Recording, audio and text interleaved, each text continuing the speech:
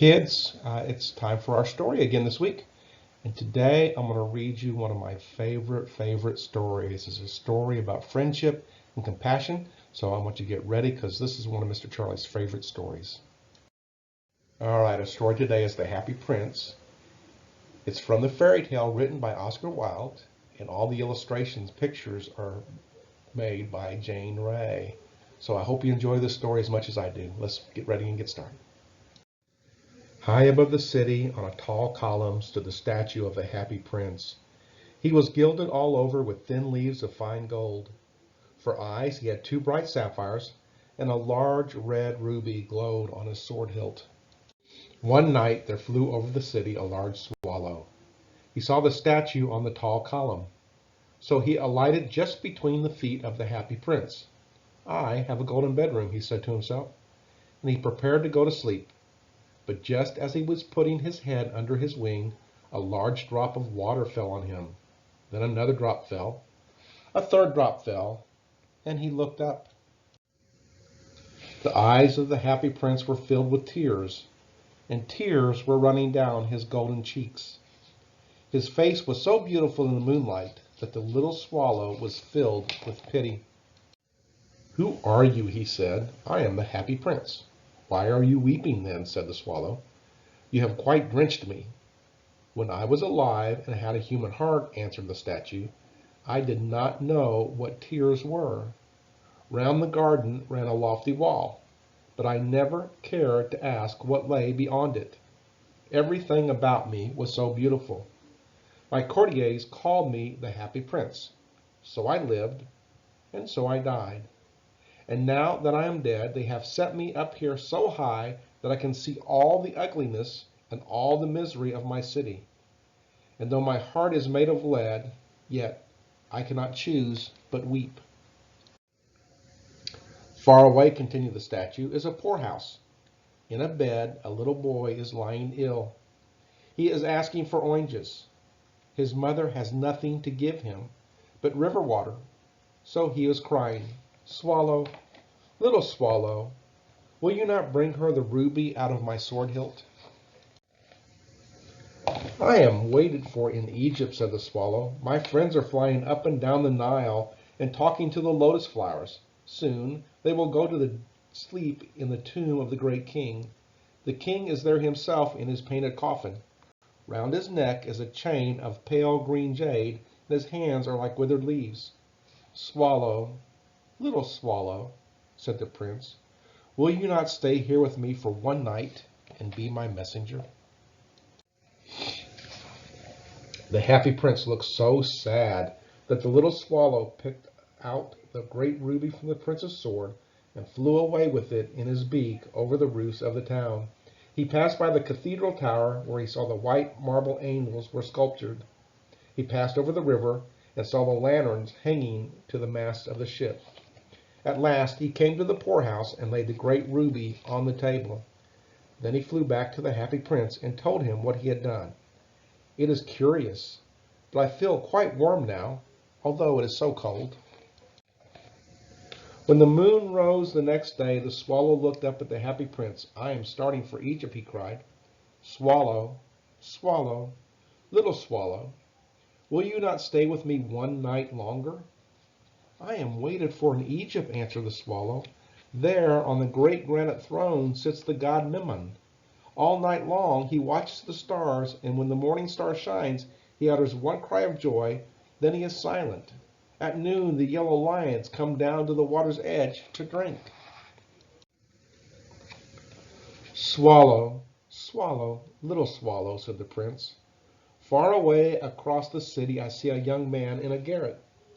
He is trying to finish a play for the director of the theater, but he is too cold to write any more."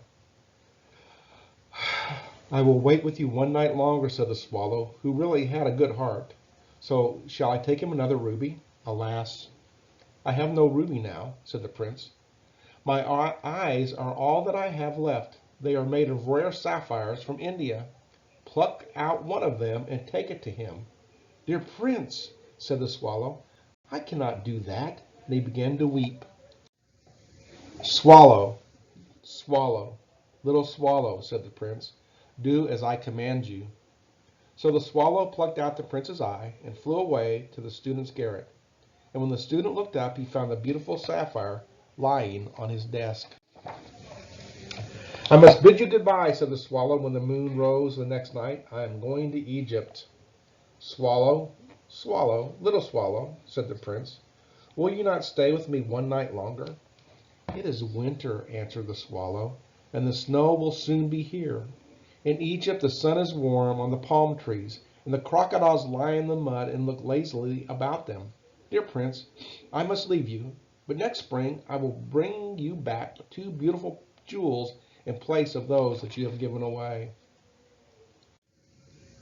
"In the square below," said the happy prince, "there stands a little match girl.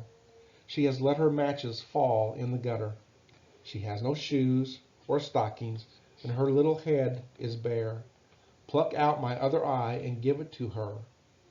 "I will stay with you one night longer," said the swallow, "but I cannot pluck out your eye. You would be quite blind then." "Swallow, swallow." "Little swallow," said the prince, "do as I command you." So the swallow plucked out the prince's other eye, darted down with it, and slipped a jewel right into the palm of the little match girl's hand. Then the swallow came back to the prince.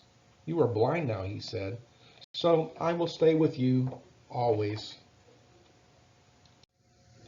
The next day he sat on the prince's shoulder and told him stories about what he had seen in strange lands. He told him of the red ibises who stand in long rows on the bank of the Nile and catch goldfish in their beaks, of the Sphinx who was as old as the world itself and lives in the desert and knows everything, of the great green snake that sleeps in the palm trees, and the king of the mountains of the moon who is as black as ebony and worships a large crystal. "Dear little swallow," said the prince, "you tell me of marvelous things, but more marvelous than anything is the suffering of men and women. There is no mystery so great as misery. Fly over my city, little swallow, and tell me what you see there." So the swallow flew over the great city and saw the rich making merry in their beautiful houses, while the beggars were sitting at the gates. He flew into the dark lanes and saw the white faces of starving children looking out listlessly at the black streets. Then he flew back and told the prince what he had seen. "I am covered with fine gold," said the prince. "You must take it off, leaf by leaf, and give it to the poor." Leaf after leaf of the fine gold the swallow picked off till the happy prince looked quite dull and gray. Leaf after leaf of the fine gold he brought to the poor, and the children's faces grew rosier, and they laughed and played games in the streets. Then the snow came, and after the snow came the frost. Everybody went about in furs, and the little boys wore scarlet caps and skated on the ice. The poor little swallow grew colder and colder, but he would not leave the prince. He loved him too well. But at last the swallow knew that he was going to die. "Goodbye, dear prince," he murmured. And he kissed the happy prince and fell down dead at his feet. And at that moment a curious crack sounded inside the statue. The leaden heart had snapped right in two. It certainly was a dreadful frost. Early the next morning the mayor was walking in the square below with the town councilors. "Dear me, how shabby the happy prince looks," he said. "And there's actually a dead bird at his feet," he continued. "We must really issue a proclamation that birds are not allowed to die here." So they pulled down the statue of the happy prince. Then they melted the statue in a furnace. But the broken heart would not melt, so it was thrown in a dust heap where the dead swallow was also lying. "Bring me the 2 most precious things in the city," said God to one of his angels. And the angel brought him the leaden heart and the dead bird. "You have chosen wisely," said God, "for in my garden of paradise this little bird shall sing, and the happy prince shall live forevermore." All right, that's the end of the story. That's one of my favorite stories because it tells about love, it tells about compassion and friendship, and it tells about what really makes a person happy. And you'll see that the swallow stayed and helped the prince help other people.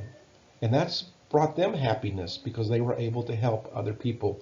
So the prince couldn't go anywhere, but he saw people that had needs. He saw the little match girl that needed help. He saw the man in the upper room that needed help. He saw the little boy that was hungry for oranges.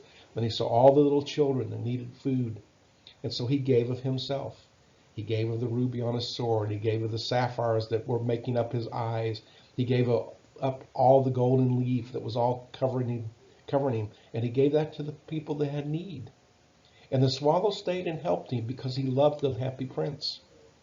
Now, the story sounds sad because the little bird dies and the happy prince's heart breaks. But it's not sad because God saw this and said, what's the most precious thing down there? And bring it to me. And what did the angels bring to God? The broken heart and the little swallow, because they were very precious. Why? Because they gave of themselves and they did everything they could do to help other people. And so we see a story about a statue and a bird that teaches us a lesson about what it means to be truly happy. And that's to be giving to others, kind and loving to others, and helping others. That's what makes us precious in God's sight, is our willingness to do that, to be there for other people. Well, that's the end of my story today. I hope you enjoyed it as much as I did, and we'll talk again the next time we gather for another story. But until then, I love you. I miss you so very, very much. Until we see each other again, have a great week.